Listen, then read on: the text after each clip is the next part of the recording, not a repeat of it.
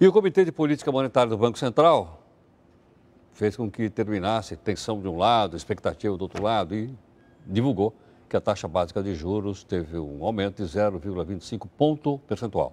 Agora, então, ela está valendo 7 e passou de 7,5 para 7,25 para 7,5 ao ano.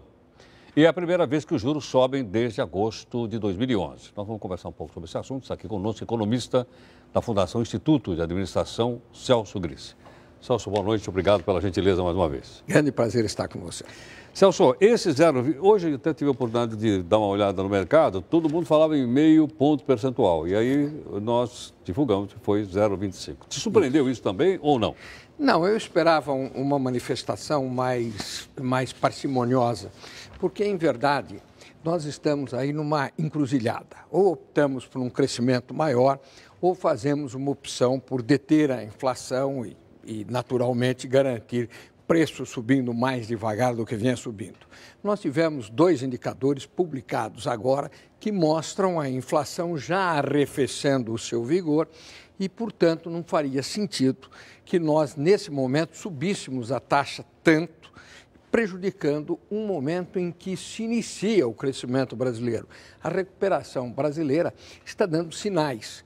Deu 2 sinais agora, com indicadores antecedentes, aqueles indicadores que mostram o comportamento do indicador final. Mostrou que nós estamos crescendo na indústria, começamos a crescer também no varejo, nas vendas de varejo, no comércio, portanto, e também uma recuperação da agricultura. Ora, não há por que, neste momento, interromper esse ciclo que está se iniciando. Agora, não é possível crescer e, ao mesmo tempo, manter a inflação baixa? Ou nós vamos ter que aumentar a inflação para poder crescer também? É sempre possível crescer com inflação baixa, mas para isso nós precisamos mexer nas outras variáveis econômicas. Nós não podemos fazer reajustes salariais acima da produtividade do sistema. E não podemos fazer uma política... É o caso do salário mínimo ou não? Claro que é.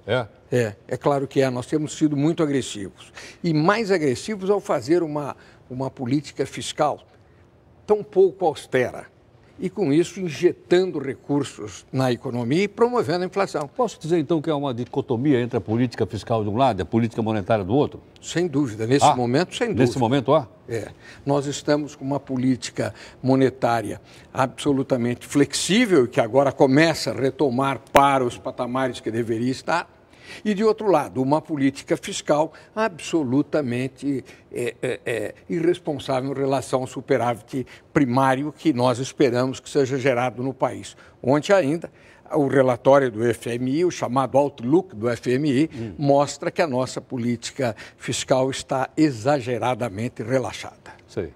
Quer dizer, essa política fiscal, por exemplo, ela acaba, de certa forma, contribuindo na inflação na medida que ela estimula o consumo em determinadas áreas, que a gente não tem uma oferta suficiente no mercado? Sim, porque ela injeta muito dinheiro, ela dá liquidez ao sistema.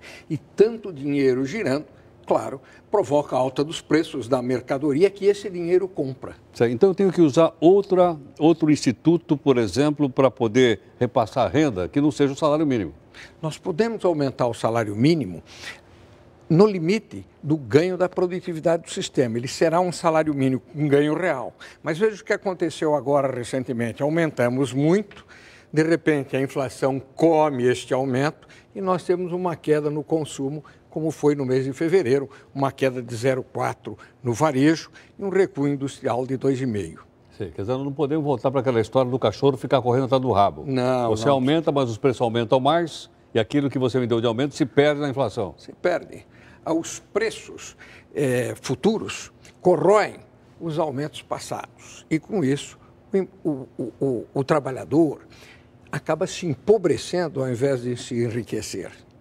Esta é a grande ironia da administração. Fala uma coisa assim, direta para nós. Os bancos pressionaram para isso? Teve lobby bancário para subir essa taxa de juros? Certamente não. Não? Não. Certamente não. Os bancos com 0,25 de aumento não ganham absolutamente nada.